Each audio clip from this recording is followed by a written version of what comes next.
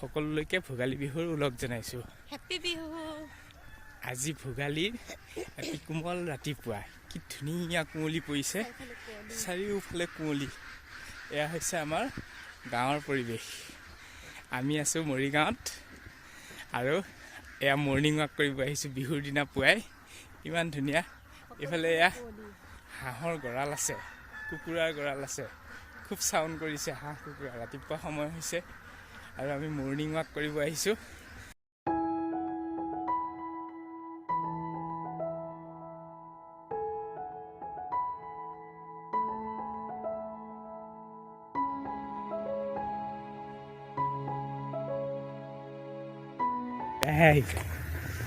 ইমান ধুনীয়া লাগিছে খোজকাঢ়ি ৰাতিপুৱা। এতিয়া কিমান বাজিছে? 6:15 মান হৈছে আৰু 6:15 মান হৈছে। আমি দুইটা খোজকাঢ়িবলৈ ওলাই আহিলোঁ। ইমান ভাল লাগিছে খোজকাঢ়ি। আমি গুৱাহাটীত যেতিয়া খোজকাঢ়োঁ এইটো পৰিৱেশ একেবাৰে পোৱা নাছিলোঁ। ইয়াতে বহুত ধুনীয়া লাগিছে। আমি তাত ক'ত খোজকাঢ়োঁ তাতো এদিন দেখাম দিয়া। অঁ, তাতো বাৰু বেয়া নহয়, তথাপিও ইয়াত বহুত বেছি ভাল লাগিছে। চাওকচোন, চব ফালে কুঁৱলী কুঁৱলী কুঁৱলী।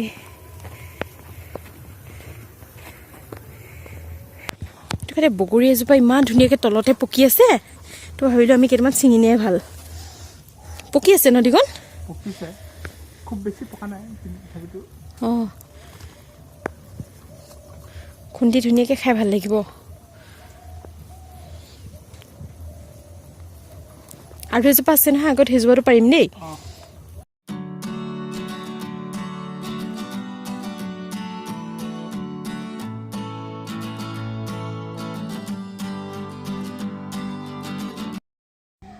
আহি আমি এখন গাঁও পালোঁহি। এই গাঁওখনত ৰাতিপুৱাতে এজন মানুহে ধুনীয়াকৈ জুই ফুৱাই আছে। ইয়াত চাওক কিমান ধুনীয়া লাগিছে। আৰু অলপ আগত আমি কেইটামান ভেলাঘৰ দেখা পালোঁ। ইমান ধুনীয়া লাগিছে ৰাতিপুৱাই ভেলাঘৰখিনি দেখি।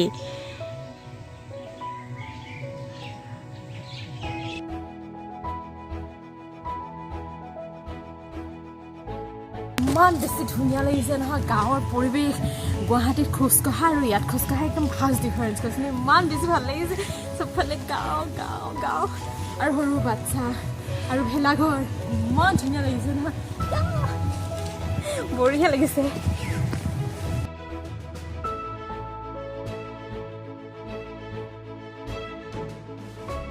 আমি প্ৰথম যাওঁতে দেখি গৈছিলোঁ বহুত ধুনীয়া ধুনীয়াকৈ পকি আছিলে। ভাবিলোঁ উভতি আহোঁতে আমি পাৰিম, কিন্তু এতিয়া দেখিছোঁ মানুহে পাৰিয়ে নিলে নেকি। তথাপিতো আছে, পাৰি নিম কেইটামান। দিগন্তে পাৰা আৰম্ভ কৰি দিছে। এবাৰ থৈ গ'ল, আমাৰ কাৰণে সুবিধা হৈছে। ৱাও, বহুত ধৰি গৈছে ন।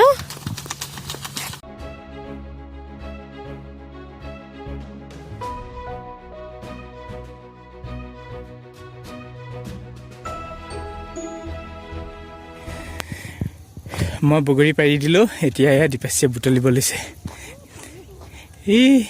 দিয়া বুটলা।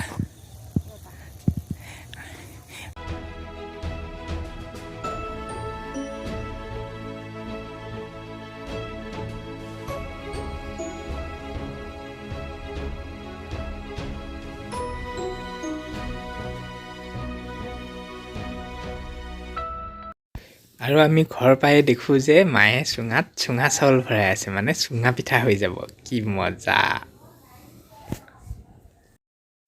আজি ৰাতিপুৱাৰ চাহকাপ ময়ে বনালোঁ। মায়ে বিভিন্ন কামত ব্যস্ত হৈ আছে, দীপাশ্ৰীও কামত লাগি আছে বিহু বুলি।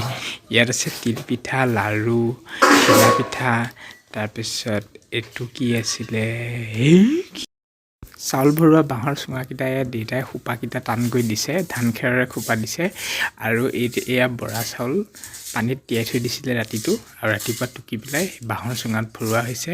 চুঙাত ভৰাই দেউতা আৰু মায়ে যোগাৰ কৰিছে, আৰু দেউতাই এতিয়া জুইত পুৰিবলৈ লৈছে। এনেদৰে প্ৰায় 45 মিনিটমান চুঙাকেইটা ইলুটিকৈ পুৰি থাকিব লাগে, যাতে ভিতৰৰ চাউলখিনি ধুনীয়াকৈ সিজি যায়।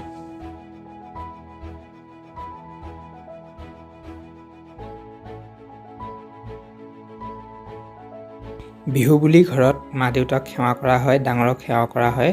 লগতে আমাৰ এয়া পেহীক সেৱা কৰিছোঁ আমি বিহু বুলি।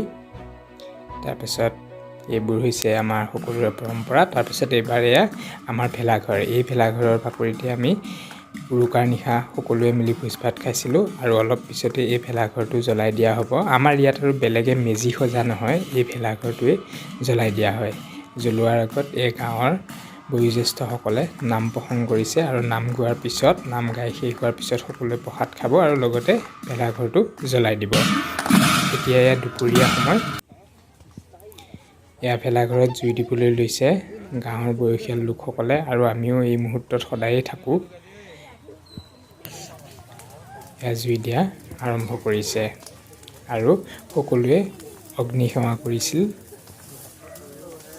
এয়াই হৈছে আমাৰ পৰম্পৰা। এয়া ভেলাঘৰ জ্বলি উঠিছে আৰু মেজি তাপ আমাৰ সকলোৰে গাত লাগিছে।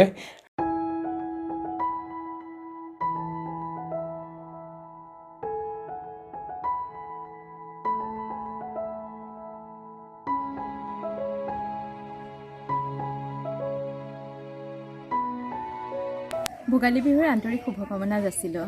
এই ভোগালীয়ে আপোনালোক সকলোলৈকে কঢ়িয়াই আনক ভোগৰ বতৰা, সুখ আৰু শান্তিৰ বতৰা। সকলো সুখত থাকক, ভালে থাকক। সমৃদ্ধি হওক আপোনালোকৰ, সেয়াই কামনা। আৰু আজিৰ ব্লগটো ইমানতে সামৰিছোঁ। নমস্কাৰ।